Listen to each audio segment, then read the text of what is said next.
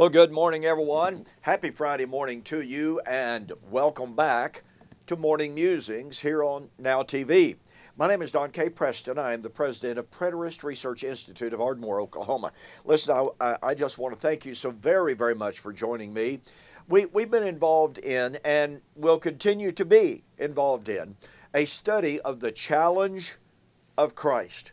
I have to tell you that the more I visit with people, the more I interact with the world, the more I realize how serious the challenge of Christ truly is. Now, I hope you remember what the challenge of Christ truly is. The challenge of Christ is this, John 10:36 and following. If I do not do the works which my Father has given me, Jesus said, do not believe me. Do not believe me for my words' sake. Believe me for my works. Now, here's an amazing, incredible challenge from Jesus himself. He said, okay, if I tell you I'm going to do something, and if I don't do it, then don't believe in me. I've shared with you how we can apply this on a very practical as well as on a theological level. Jesus said he was going to go into Jerusalem, Matthew 16, Matthew 21, etc. And there he is going to be betrayed, crucified, buried, raised from the dead the third day. Now, needless to say, that was a stunning prediction. Needless to say, that was an incredibly challenging prediction. When Jesus uttered those words, his own apostle Peter said, Lord, not so. May this never happen. And of course, Jesus responded to Peter, get thee behind me, Satan, because you don't know what spirit you are of. Jesus, for 3 years, told his apostles that he came to die. But not just to die. He was going to be raised from the dead. And his prediction of his resurrection stands as one of the most challenging realities in all of the Bible. I was watching yesterday on the History Channel. It was actually a program produced by the Skeptics organization. This guy named Goff is the president of that. He's a skeptic. He's an atheist. Oh, and he was just all googly-eyed over this guy who claims that he knows where the actual body of Jesus is buried. In France, somewhere. Now, what kind of evidence did the guy produce? Nothing. Did he have an actual tomb and actual bones? No. What was his evidence? Well, his evidence was, I've been researching this for 40 years. And so he takes the camera crew out into this isolated area, and he said, I can tell you right now, just over this hill is the tomb of Jesus. And of course, one commentator, one obviously believer, said, why doesn't the man reveal it? Why doesn't the man take us to the tomb? Why doesn't he take us and show us the bones? Why hasn't he produced some DNA? And they asked this fella that question. And he said, oh, well, the time is not right to do this. But he continues to promote himself. He continues to promote his claims. And he could supposedly prove that Jesus was not raised from the dead. And as this Mr. Guff continually said, oh, so excited, if this is true, and oh, look, there's evidence for this, all the while not producing the evidence. This will destroy Christianity. Now, it's very obvious Mr. Guff wants to destroy Christianity. But when you listen carefully, when you watch carefully, all that Mr. Guff was excited about were the claims of this fella who kept saying, I've been investigating this for 40 years, and the burial site, the tomb, is over the hill. But he never took anybody there. And all he would say when continually pressed to produce any kind of evidence and to ask, why haven't you done this? Oh, well, the time's just not right. I'm sorry. That wouldn't pass as evidence in any court of law. It's not evidence. Now, obviously, if he had some kind of proof, then it would be challenging. And it would be worth looking at. But when all the proof you have is, for instance, he produced a model, kind of a clay model of the area that he supposedly had found. Now, this model was produced when? Oh, nobody knows. It was produced by whom? Oh, well, nobody knows. How old is the model? Oh, well, nobody knows. As the investigators pointed out. So he has this model of this supposed tomb of Jesus, and there's supposedly an inscription over the head or over the entrance of the tomb that says Tomb of Jesus. And this is what he is presenting as some kind of, quote, evidence to prove that Jesus has not been raised from the dead. Well, once again, he had no proof, no evidence for who made this model. He could not say when the model was made. He couldn't even say how he came by this model. He couldn't tell anything whatsoever about this model. And yet, boy, here it is. Here's the evidence. You know, was it Mark Twain who once said, "It is amazing what people will believe when they don't want to believe the Bible." And so, I have been sharing with you Jesus' own challenge. If I do not do the works which my Father has given me, do not believe me. Now listen, you're not going to find that challenge issued by the Hindus.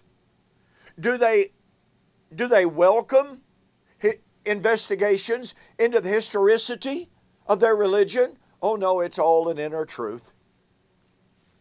You just got to feel the truth inside you. Do the Muslims invite and welcome open, critical, historical investigation of the claims of Muhammad? No, and the radical wing of Islam will kill you for asking those questions. What about the Buddhists? Oh, well, kind of like the Hindus. Oh, well, you know, it's all about the inner revelation. Not historical. Listen, the claims of Jesus have been subjected to more critical, more historical, more investigations than anyone else in history. And you find those, like this fella in France, you find those individuals like Guff who desperately do not want to believe in Jesus, and so they will grab hold of any sliver of evidence, even if it's terrible, invalid evidence, and say, see, there's a reason we don't believe. When not any court of evidence, any court that demands actual evidence, would accept that evidence into trial. And yet here was Jesus welcoming our investigation, challenging us. Look at my words and look at my deeds. And if I do not do what the Father gave me to do, do not believe me. Okay, remember what Jesus said he was going to do? The Son of Man will come in the glory of the Father with his angels, and shall reward every man according to his works. And verily I say unto you, there are some standing here which shall not taste of death until they see the Son of Man coming in his kingdom. You and I had a gentleman call me up this week. He was a minister for the Apostolic Pentecostal Church. They are dispensational in their eschatology. And he said, look, I would read verses like that over and over again. And he said, in the way that I had been trained in my futurist view of eschatology of Jesus as a 5'5" Jewish man riding on a literal cloud coming out of heaven to destroy heaven and earth, I simply did not know how to deal with that. And so I even speculated in my mind. I wasn't satisfied with it, he said, but it's the only way that I could harmonize what Jesus said with my beliefs. I actually came to the point of saying, well, you know, God in his power could keep alive for 2,000 years some of those people. That's kind of like the Mormons. They go to that passage. And they tell us, well, yeah, there's some 2,000-year-old people walking around in this world today. And when you ask them, where are they? Oh, well, that's not for us to know. Why? Why is that not for us to know? Well, they don't answer that question. So this challenge of Jesus must be met. And so I've been sharing with you by going to the Old Testament, comparing with the New Testament. I've been going with you to passage after passage after passage. Number one, in which Jesus made that prediction of his return in the first century. Number two, in which his apostles reiterated that prediction that the coming of the Lord, the judgment, the resurrection was near in the first century. And I've asked you, how do we meet the challenge of Christ? And I want to tell you, folks, if we maintain a belief that the coming of the Lord, the judgment and the resurrection was to be a literal, physical, visible event at the end of time, there is no way we can answer the challenge of Christ. It cannot be done. Only when we understand that Christ was going to come in the glory of the Father, like the Father had come many times before, and obviously God had never come literally, visibly, and bodily on physical clouds and destroyed literal physical heaven and earth. So if Jesus said he was going to come like the Father had come, and the Father had never come literally, visibly, bodily, then Jesus was not promising to come literally, visibly, bodily, and physically. It's that powerful. It's that simple. Oh, but I tell you, 2,000 years of church history and Grecian influenced hermeneutic have led us to the state of confusion that we are in today. Folks, it's time to wake up. It's time to deal with the challenge of Christ. It is time to find the proper biblical answer to the challenge of Christ. Can you? Will you? Are you able to answer the challenge of Christ? Well, I've called attention to the fact that one of the courts of appeal to supposedly prove that Jesus didn't come in the first century is the appeal to 2 Peter chapter 3.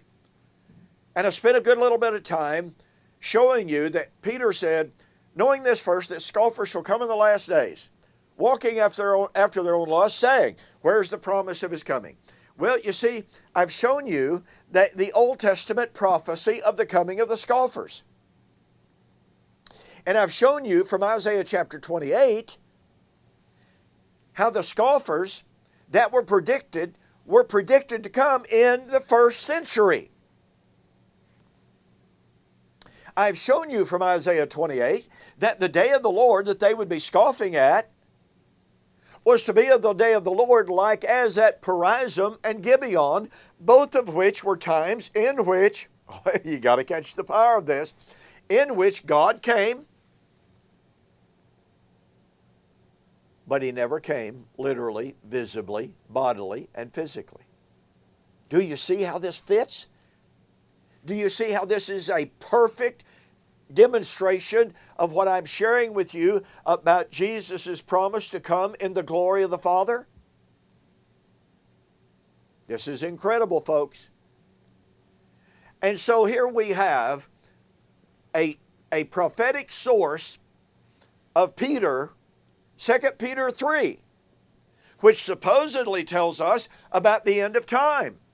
And yet Peter is drawing from a text that has absolutely nothing to do with an end of time. And the prophecy that put the coming of the scoffers within a very given, very delimited framework of the first century, not thousands of years removed from Peter. So, as promised, pardon me, oh, by the way, let me remind you, time is almost up this month, okay, on my two brand new books, Watching for the Parousia, Were Jesus' Apostles Confused? The book, Paul on Trial, Paul the Pharisees and the Resurrection. Look, for the month of August 2020, for U.S. orders only, if you order both of these books, and if you go to my website, donkpreston.com, BibleProphecy.com, there's a tab, a banner right on the front. You click on it. You order these two books. I will include free of charge, Can God Tell Time? You're going to save, and like I said, this is U.S. orders only. It's we've only got a couple of days left in the month of August, so take advantage of it before time is out. Total delivered price, pardon me, total delivered price of $25. Again, U.S. orders only. Now, if you're interested in the books in PDF form at a greatly reduced, even cheaper than this, go to my website, donkpreston.com, BibleProphecy.com, and contact me about how to order the PDF versions of these books. Okay, as promised, I want to build on what I've been sharing with you about the scoffers, and to show you that Peter's prediction of the scoffers was just like Isaiah chapter 28 taught us, and taught us clearly, taught us emphatically, as applied by Jesus, as applied by Paul, to be fulfilled in the first century. Not 2,000 years later. Now listen, folks, if the scoffers of Isaiah 28 were scoffing at the coming of the Lord and the destruction of heaven and earth, and if those scoffers were predicted to come in the first century, then that means the day of the Lord that they were scoffing about was to be in the first century. Because you see, Peter said, they're going to say, well, look, since the fathers fell asleep, all things continue as they were.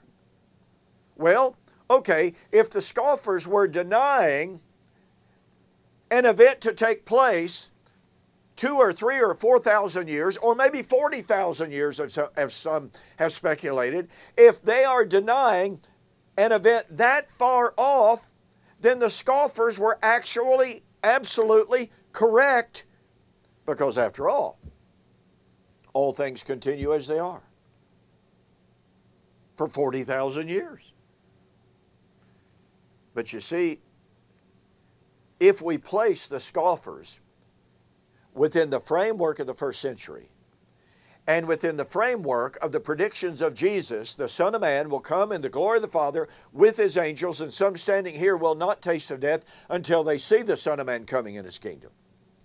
If we place those scoffers within that temporally delimited framework, then all of a sudden we have perfect understanding of the Scriptures, we have the perfect framework, we have the perfect time frame, and we can meet the challenge of Christ.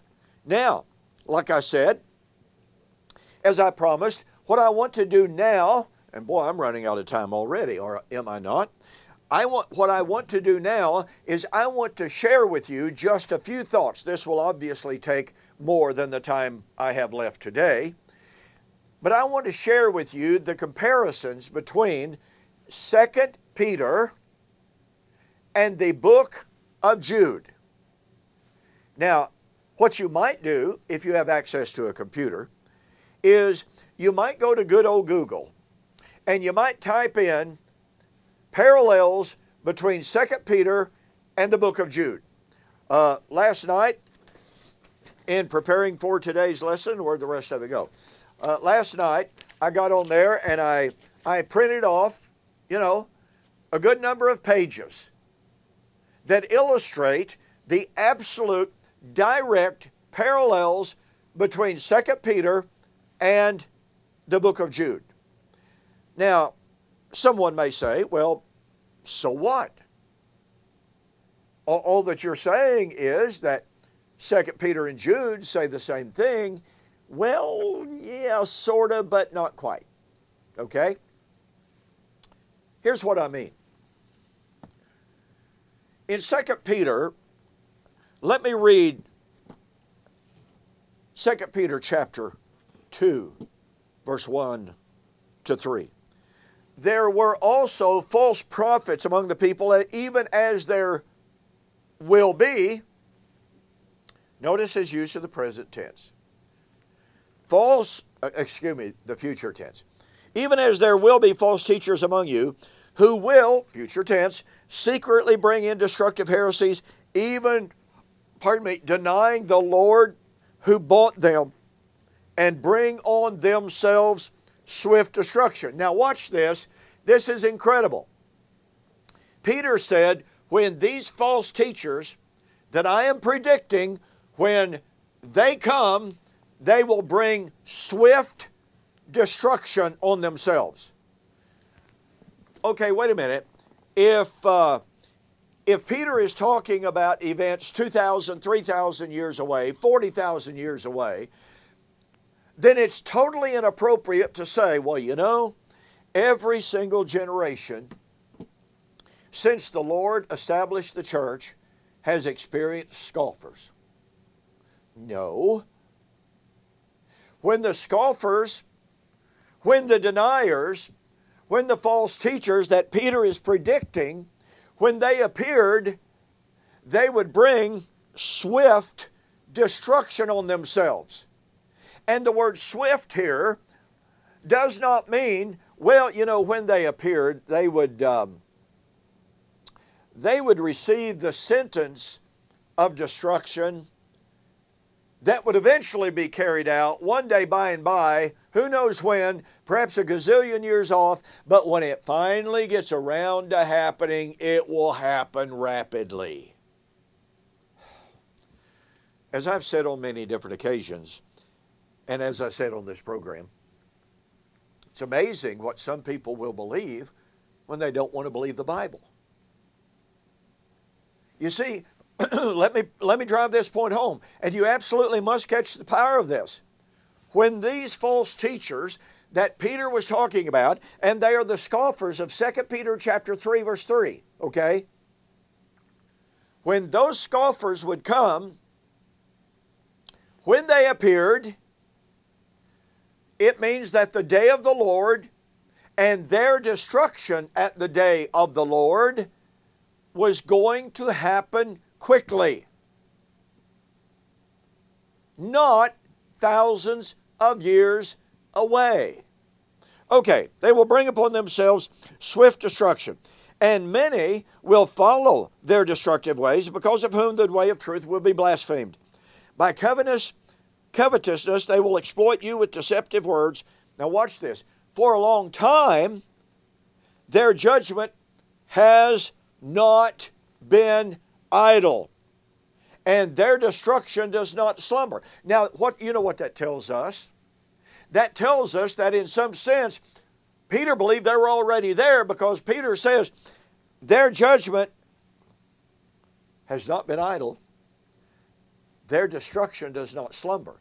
That tells you, I would give the illustration like this. You got a sleeping lion, but now all of a sudden, the sleeping, hungry lion is awake, eyeing his prey, and is about to attack. You see, when we couple verses 1 to 3 here with the actual language and with the actual imagery, there is simply no way that we can protract Peter's prediction and prophecy for thousands upon thousands of years into the future. It just does not fit the language.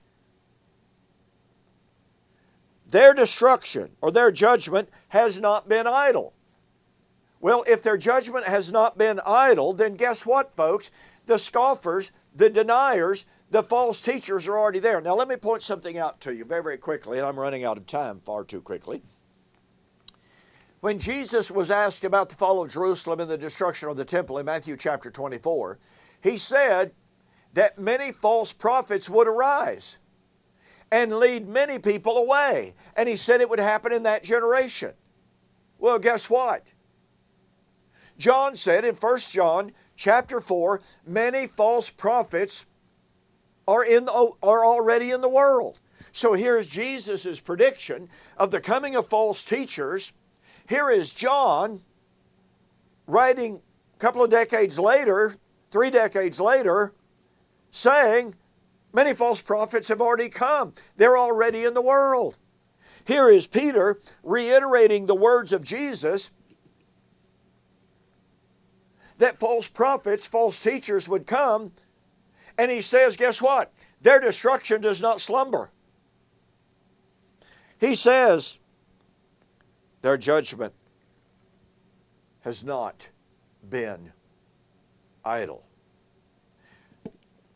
And so, in conclusion, here is Peter affirming in the clearest words possible. Folks, we barely begun that the scoffers of the last day were present. I'll pick it up next week.